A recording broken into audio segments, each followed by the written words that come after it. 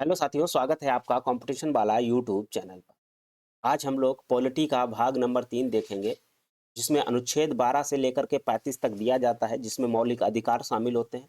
लेकिन आज की क्लास में हम भाग नंबर 3 के अनुच्छेद 12 और 13 को विस्तार से पढ़ेंगे, क्योंकि कहीं न कहीं भाग नंबर 3 का जो 12 और 13 अनुच्छेद है, ये पूरे भाग नंबर 3 में जितने भी संशोधन होंगे या सरकार इस पर क्या प्रतिबंध लगाएगी या सुप्रीम कोर्ट क्या डिसीजन देगा, वो कहीं न कहीं 12 और 13 में ज़िक्र किया गया है।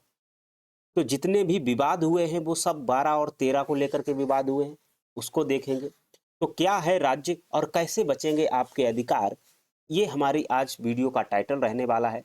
तो यदि आप इस चैनल पर नए हैं तो चैनल को सब्सक्राइब कर लीजिएगा, बेल आइकन की घंटी दबा लीजिएगा और अपने दोस्तों तक इस वीडियो को शेयर ज़रूर कर दीजिएगा।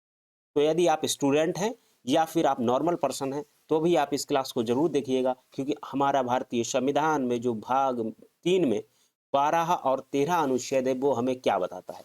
इससे पहले हमने अनुच्छेद जो नागरिकता के थे 5 से लेकर के 11 अनुच्छेद तक हमने कल की क्लास में किए थे।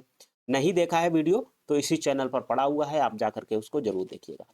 चलिए क्लास को हम लोग स्टार्ट करते हैं। तो आज हम भारतीय संविधान का भाग 3 जो कि अनुच्छेद 12 से लेकर के 35 तक दिए गए हैं, इससे भारत का मैग्ना कार्टा या मैग्ना कार्टा ऑफ इंडिया कहा जाता है। तो भाग 3 को मैग्ना कार्टा ऑफ इंडिया कहा जाता है, ये बात ध्यान रखना, कई बार क्वेश्चन सीधा बनता है। यह नागरिकों को राज्य की सत्ता के विरुद्ध गारंटी और सुरक्षा प्रदान करता है। बहुत महत्वपूर्ण पॉइंट है ये, ध्यान रखना। राज्य को राज्य की सत्ता के विरुद्ध नागरिकों को सुरक्षा प्रदान करता है। मतलब कि अगर सरकार है, राज्य का मतलब होता है सरकारें, सरकारों से आपको सुरक्षा प्रदान करता है कौन? भाग 3। चलिए इसको हम विस्तार से देख लेते हैं। अब हम देखते हैं मौलिक अधिकारों की मुख्य विशेषताएं। चूंकि भाग 3 में क्या दिया गया है, मौलिक अधिकार दिए गए हैं, तो मौलिक अधिकारों की कुछ विशेषताएं हैं, उनको देख लेते हैं। सीधा क्वेश्चन यहां से बनते हैं। स्रोत, ये अमेरिका अर्थात यूएसए के बिल ऑफ राइट्स से प्रेरित है। तो ये पूछा जाता है सीधा सीधा कि जो मौलिक अधिकार है वो कहाँ से लिए गए हैं, तो अमेरिका से लिए गए हैं अर्थात यूएसए से लिए गए हैं। लेकिन अगर पूछा जाए कि कहाँ से प्रेरित है, तो बिल ऑफ राइट्स से प्रेरित है, जो कि अमेरिका का है। ये न्यायोचित है। देखिए कितनी महत्वपूर्ण बात यहाँ पे लिखी है। ये जो मौलिक अधिकार हैं आपके, ये न्यायोचित है। न्यायोचित का मतलब होता है ये इस पर सुप्रीम कोर्ट या हाई कोर्ट आप सीधे जा सकते हैं अगर इनका हनन होता है तो। इनका उल्लंघन होने पर आप सीधे सुप्रीम कोर्ट अनुच्छेद 32 के तहत और हाई कोर्ट अनुच्छेद 226 के तहत, तो अनुच्छेद 32 के तहत सीधे सुप्रीम कोर्ट जा सकते हैं और अनुच्छेद 226 के तहत सीधा हाई कोर्ट आप जा सकते हैं अगर आपके मौलिक अधिकारों का क्या हुआ है, हनन हुआ है तो। असीमित नहीं, ध्यान रखना, ये असीमित नहीं है। सरकार इन पर उचित प्रतिबंध, रीजनेबल रिस्ट्रिक्शंस लगा सकती है। तो सरकार आप पर कुछ प्रतिबंध लगा सकती है। इसके बाद है सस्पेंशन, मतलब निलंबन, कब ये आपके सारे मौलिक अधिकार छीन लिए जाएंगे। तो राष्ट्रीय आपातकाल के दौरान अनुच्छेद 20 और 21 को छोड़कर बाकी सभी अधिकार आपके छीन लिए जाते हैं। तो आपातकाल, अगर राष्ट्रीय आपातकाल लगा है तो 20 और 21 अनुच्छेद बचा रहेगा, बाकी के सारे आपके जो मौलिक अधिकार हैं वो सब छीन लिए जाएंगे।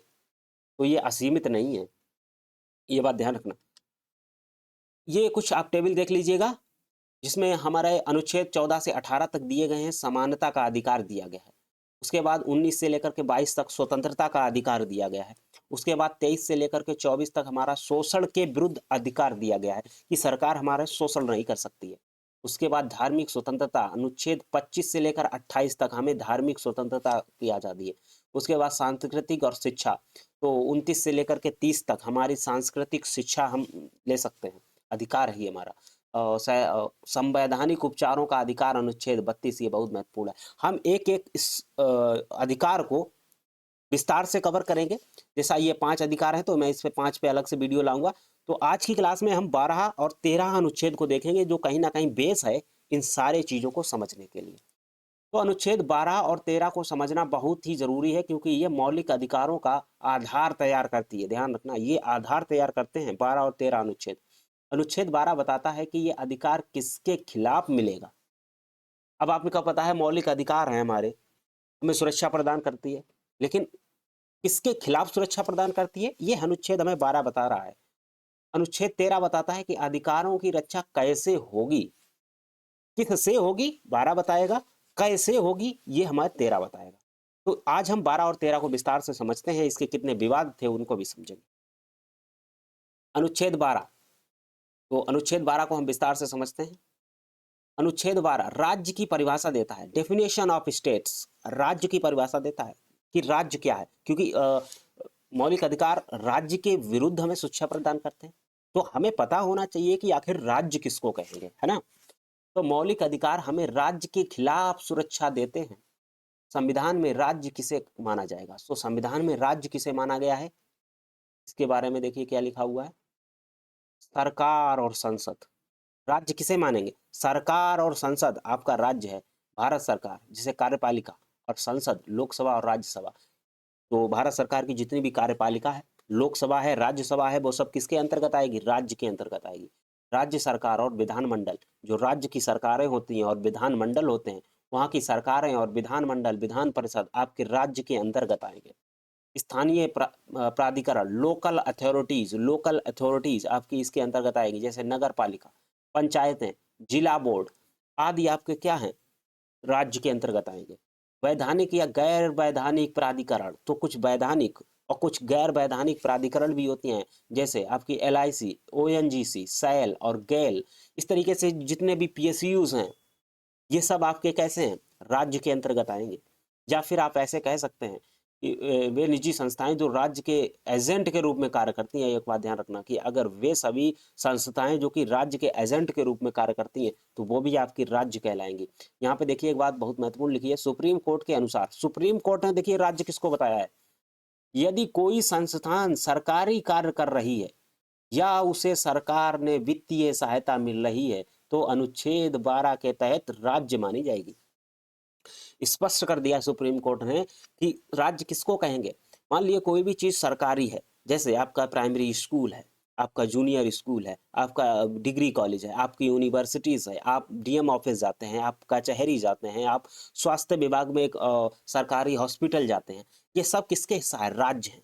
तो यहाँ पे अगर आपके साथ कोई भी मौलिक अधिकार छीना जाता है, तो सरकार इसके लिए खड़ी होनी चाहिए। नहीं खड़ी हो रही है तो आप अनुच्छेद 32 के तहत सुप्रीम कोर्ट जाइए, या फिर अनुच्छेद 226 के तहत हाई कोर्ट जाइए। तो सुप्रीम कोर्ट ने यही बताया। अनुच्छेद 13, अनुच्छेद 13 देखिए क्या कहता है, मूल अधिकारों के असंगत विधियां, देखिए मूल अधिकारों के असंगत विधियां, ला इनकॉन्सिस्टेंट विथ फंडामेंटल राइट्स। अनुच्छेद 13 समझना बहुत जरूरी है। बहुत सारे स्टूडेंट पूरी पॉलिटी पढ़ लेते हैं, लेकिन अनुच्छेद 12 को अच्छे से समझ नहीं पाते हैं, कहीं ना कहीं उनका वीक पॉइंट होता है। ये अनुच्छेद भारतीय संविधान का सबसे शक्तिशाली अनुच्छेद माना जाता है। देखना, ध्यान देना, यह अनुच्छेद 13 जो है वो संविधान का एक शक्तिशाली अनुच्छेद है, क्योंकि ये फंडामेंटल राइट्स को प्रोटेक्ट करता है, क्योंकि यह न्यायिक समीक्षा, जुडिशियल रिव्यू का आधार है। देखना, बहुत सारे बिल ऐसे होते हैं जो संसद में पास हो जाते हैं, लेकिन सुप्रीम कोर्ट उनको निगलेक्ट कर देता है, जीरो घोषित कर देता है। किसके आधार पे करता है, तो अनुच्छेद नंबर 13, अनुच्छेद नंबर 13 का हवाला देकर के उस बिल को, उस जो कानून बनाया है संसद ने, उसको निगलेक्ट कर सकता है, जीरो कर सकता है। यह न्यायपालिका कोर्ट को यह शक्ति देता है कि वह संसद द्वारा बनाए गए किसी भी कानून को रद्द कर सके, यदि वह मौलिक अधिकारों का उल्लंघन करता है। ध्यान रखना, मौलिक अधिकारों का अगर आपका कोई उल्लंघन करेगा, तो ऐसा कानून भी अगर कोई संसद बना के ले आती है, तो सुप्रीम कोर्ट उसको निगलेक्ट कर सकता है, जीरो कर सकता है, अनुच्छेद 13 के तहत। इसके 4 मुख्य खंड हैं। तो अनुच्छेद 13 को 13(1), 13(2), 13(3), 13(4) अर्थात 4 भागों में इसको बांटा गया है। अनुच्छेद 13(1) क्या कहता है, अर्थात 13(1) क्या कहता है, संविधान लागू होने से पहले के कानून यदि मौलिक अधिकारों से टकराते हैं, तो वे उसी सीमा तक वॉइड हो जाएंगे, मतलब शून्य हो जाएंगे, जहां तक वे अधिकारों का उल्लंघन करते हैं। तो संविधान लागू होने से पहले का अगर कोई ऐसा कानून है जो मौलिक अधिकारों से टकरा रहा है, वो हमें मौलिक अधिकार लेने से रोक रहा है, तो वो भी कानून जीरो हो जाएगा यदि हमारा मौलिक अधिकारों को रोकेगा। तो अनुच्छेद 13 के 1 में ये बात लिखी हुई है। कितना जीरो होगा, जितना कि वो हमारे मौलिक अधिकारों को शून्य कर वो टकरा रहा था, उतना भाग ही जीरो होगा। अनुच्छेद 13(2) संविधान लागू होने के बाद राज्य ऐसा कोई कानून नहीं बनाएगा जो मौलिक अधिकारों को छीनता है। अनुच्छेद 13(2) ये संसद से कहता है कि आप कोई भी ऐसा कानून नहीं बनाएंगे जो कि किसी भी के मौलिक अधिकार सीमित हों या छीने जाएं।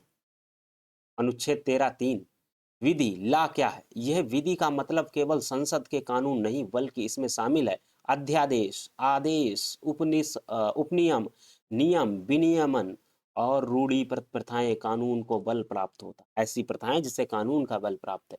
तो ये जो अनुच्छेद 3 है, अनुच्छेद 13 का जो 3 है, यह केवल संसद को कानून बनाने से नहीं रोकता है कि आप ऐसा कानून नहीं बनाएंगे जो फंडामेंटल राइट्स का उल्लंघन करता हो।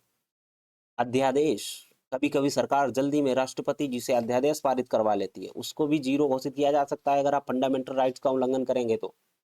आदेश, अगर कोई ऐसा आदेश हुआ है, किसी लोकल अथॉरिटी ने भी अगर ऐसा आदेश कर दिया है या फिर किसी ऐसे डीएम ने आदेश कर दिया है जो कि आपके फंडामेंटल राइट को उल्लंघन कर रहा है, तो नियमन, विनियमन, रूढ़िबद्ध कुछ ऐसी प्रथाएं हैं जिन्हें सरकार बल देते हैं। कुछ ऐसे मेला चल रहे हैं, कुछ ऐसे कुछ त्योहार चल रहे हैं जिसे सरकार बल देती है कि ठीक है आप अपना मेला मनाइए, लेकिन लेकिन लेकिन अगर उसमें मौलिक अधिकारों का उल्लंघन हो रहा है तो वो भी जीरो कर दिए जा सकते। इतना अनुच्छेद 13 महत्वपूर्ण है, तो एक एक चीज को आप बारीकी से समझिए। अनुच्छेद नंबर 13 का 4 यह बाद में जोड़ा गया है। 24वें संविधान संशोधन जो कहता है कि अनुच्छेद 368 के तहत किया गया संविधान संशोधन अनुच्छेद 13 की परिभाषा में विधि नहीं है। 42वां संविधान संशोधन, इंदिरा गांधी जी ने क्या किया था, एक ऐसा संशोधन कर दिया था कि उसमें लिख दिया था कि 13(4) एक अलग से जोड़ दिया, 13 का 4 अनुच्छेद जोड़ दिया और उसमें लिख दिया कि संविधान में अगर हम 368 के तहत संशोधन कर रहे हैं तो वो संविधान संशोधन 13 अनुच्छेद 13 के तहत कानून या विधि नहीं माना जाएगा। अब जब उसको विधि नहीं माना जाएगा तो उसे हम निगलेक्ट नहीं कर पाएंगे, तो वो हमारे सीमित कर सकता है फंडामेंटल राइट्स। तो हालांकि केशवानंद भारती केस में कोर्ट ने कहा संशोधन भी रद्द हो सकता है यदि यह मूल ढांचे को बिगाड़े। ध्यान रखना, तो कोर्ट हर जगह पे अपना संविधान की रक्षा के लिए खड़ा है। तो जैसा ही इंदिरा गांधी जी ने 24वां संविधान संशोधन में ये चीज लिखी थी, उसके बाद केशवानंद भारती जी के मामले में कोर्ट ने कहा कि हाँ ठीक है आपने लिख तो दिया है, लेकिन आपका ये कानून भी रद्द हो सकता है यदि आपका ये जो कानून संविधान के मूल ढांचे को खराब करता है। तो देख लेंगे ये सारे विवाद क्या क्या थे। हो सकता है वीडियो थोड़ा लेंथी हो जाए, लेकिन इसमें ऐसे फैक्ट निकल के आ रहे हैं, ऐसी चीजें निकल के आ रही हैं जो कहीं ना कहीं आपको संविधान समझने में बहुत महत्वपूर्ण होगी। अनुच्छेद 13 से जुड़े महत्वपूर्ण सिद्धांत। अब अनुच्छेद 13 जो है उससे जुड़े हुए बहुत महत्वपूर्ण सिद्धांत हैं, कुछ वो देख लेते हैं। एक होता है पृथक्करणीय का सिद्धांत, तो डॉक्ट्रिन ऑफ सेवरेबिलिटीज। ये क्या है?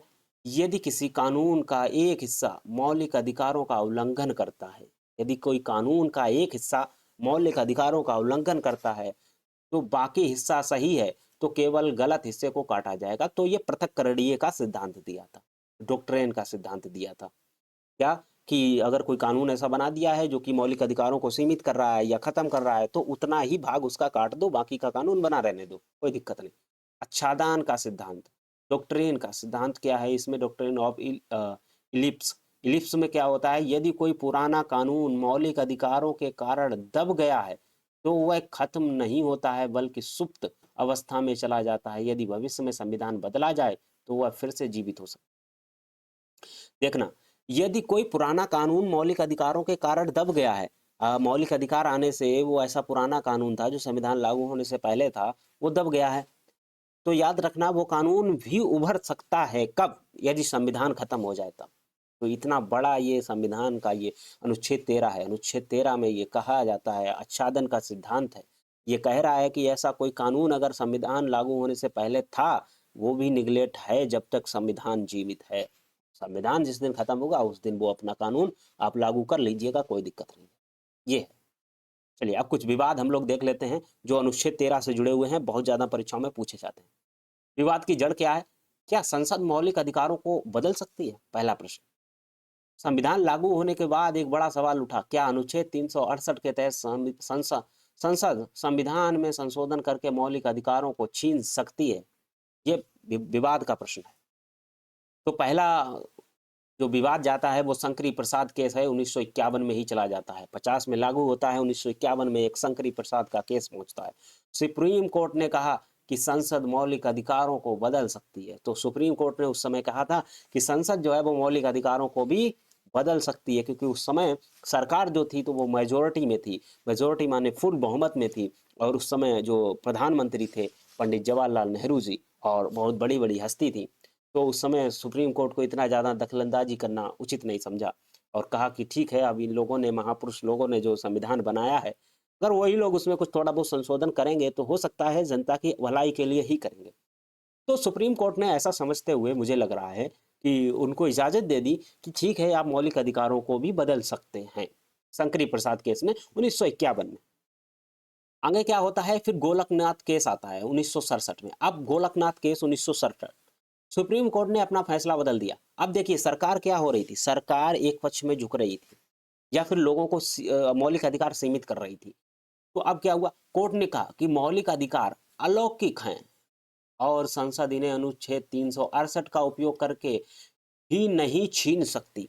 तो जो आपका शंकरी प्रसाद केस था 1951 वाला, उसको पलट दिया और कहा कि अनुच्छेद 368 का तहत उपयोग करके आप संविधान संशोधन जरूर कर सकते हो, लेकिन मौलिक अधिकार नहीं छीन सकते हो। कोर्ट ने माना है कि संविधान संशोधन अनुच्छेद 13 की परिभाषा के तहत एक विधि ही है। तो संविधान संशोधन कर रहे हो वो भी एक विधि है, जो कि अनुच्छेद 13 ये बताता है कि आप ऐसी कोई विधि ला करके भी मौलिक अधिकार सीमित नहीं कर सकते हो। तो ये गोलकनाथ केस में 1967 में ये कहा था। फिर आया 24वां संविधान संशोधन, अनुच्छेद 13(4), गोलकनाथ केस के फैसले से सरकार की शक्ति कम हो गई। अब जब सरकार ने गोलकनाथ केस में सरकार से कहा कि आप जो 368 का उपयोग करके एक संविधान संशोधन कर रहे हो, ये भी 13 की परिभाषा में एक विधि ही है। अब सरकार सीमित हो गई, सरकार अब मौलिक अधिकारों को बदल नहीं सकती थी या उसमें कोई बदलाव नहीं कर सकती थी।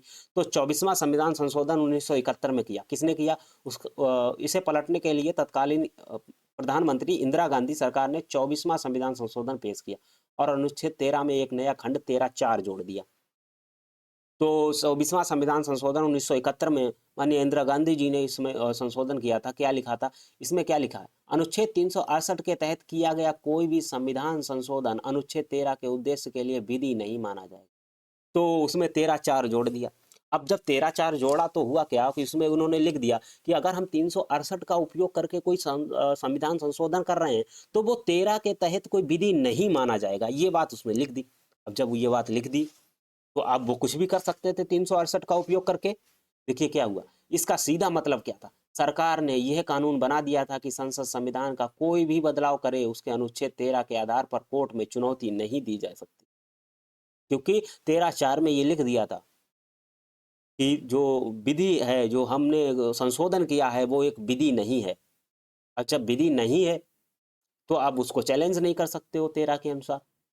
तो यदि यानी संसद अब मौलिक अधिकारों को कम या खत्म करके स्वतंत्र थी। मौलिक अधिकारों को भी अब ये खत्म कर सकती थी। अब देखना क्या हुआ। अब आता है केशवानंद भारती केस 1973, बहुत ही इंपॉर्टेंट है। केशवानंद भारती केस 1973 है। ऐतिहासिक मोड़ आया। ये भारत के इतिहास का सबसे महत्वपूर्ण केस था। 13 जजों की सबसे बड़ी बेंच थी अभी तक में। कोर्ट का फैसला, सुप्रीम कोर्ट ने 24वें संविधान संशोधन को वैधता को स्वीकार कर लिया। अब देखना, कोर्ट ने कहा ठीक है, आपने ये लाइन लिखी है, 13(4) जोड़ा है, मुझे कोई दिक्कत नहीं है, अच्छी बात है। लेकिन कोर्ट ने एक बात और कही। कोर्ट ने कहा कि संसद संविधान के किसी भी हिस्से मौलिक अधिकार सहित वो बदल सकती है। ठीक है, आप बदलिए, कोई दिक्कत नहीं, लेकिन एक शर्त लगा दी कि कोर्ट ने मूल ढांचा अर्थात सिद्धांत पेश किया। मूल ढांचा, ठीक है। यहाँ पे कुछ मुझे लग रहा है मिसप्रिंट है, यहाँ पे थोड़ा सा छूट गया है। लेकिन एक शर्त लगा दी कि कोर्ट ने एक शर्त लगा दी कि आप संविधान के मूल ढांचा को आप नहीं बदल सकते हैं, ऐसा मानिए। ठीक है, बेसिक स्ट्रक्चर को आप नहीं बदल सकते हैं। मूल ढांचा का जो सिद्धांत है अर्थात बेसिक स्ट्रक्चर है, उसको आप नहीं बदल सकते हैं। तो कोर्ट ने कहा कि संसद की संविधान संशोधन करने की शक्ति व्यापक तो है लेकिन असीमित नहीं है। उनको बड़ा ही कड़े शब्दों में कहा कि आपको संसद को ये संविधान संशोधन करने की शक्ति तो है, व्यापक है, बड़ी है, लेकिन असीमित नहीं है। संसद संविधान के उस मूल ढांचे या बुनियादी स्वरूप को नष्ट नहीं कर सकती जिस पर पूरा संविधान टिका है, जैसा कि लोकतंत्र, धर्मनिरपेक्ष, न्यायपालिका की स्वतंत्रता, संघवाद इत्यादि। ऐसी चीजों पर अगर आप कानून लाते हो या संविधान संशोधन करते हो तो वो जीरो माना जाएगा या किया जा सकता है। ये बात केशवानंद भारती केस 1973 में सुप्रीम कोर्ट ने दी। 13(4) अभी भी संविधान में है, जो कहता है कि संशोधन विधि नहीं है, लेकिन यदि कोई संशोधन संविधान के मूल ढांचे बेसिक स्ट्रक्चर का उल्लंघन करता है तो न्यायपालिका उसे अनुच्छेद 13 के आधार पर नहीं बल्कि संविधान की सर्वोच्चता के आधार पर रद्द कर सकती है। अब आप कहेंगे कि सर वो 13(4 फिर तो खत्म हो गया होगा। नहीं, 13(4 अभी भी जुड़ा हुआ है, उसमें लिखा हुआ है 368 के तहत किया हुआ बदलाव कानून नहीं माना जाएगा। लेकिन केशवानंद भारती केस 1973 इस बात को स्पष्ट कर दिया कि आप कुछ भी बदलिए लेकिन मूल ढांचे को आप बदल नहीं सकते हैं। और मूल ढांचा उन्होंने बताया कि ये संविधान की सर्वोच्चता स्थापित करने के लिए हमने बनाया हुआ है। क्या है? संविधान की सर्वोच्चता के आधार पर रद्द किया जा सकता है कोई भी कानून। उदाहरण 99वां संविधान संशोधन एनजेएसी को सुप्रीम कोर्ट ने न्यायपालिका की स्वतंत्रता जो मूल ढांचा के खिलाफ मानकर रद्द कर दी। तो एनजेएसी जो एक संशोधन आया था, 99वां संशोधन था, उसको भी नष्ट कर दिया था, बंद शून्य घोषित कर दिया था, संविधान की सर्वोच्चता को ध्यान में रखते हुए। अब हम कुछ एमसीक्यू कर लेते हैं जो कि किस टाइप के आपके परीक्षा में बनते हैं।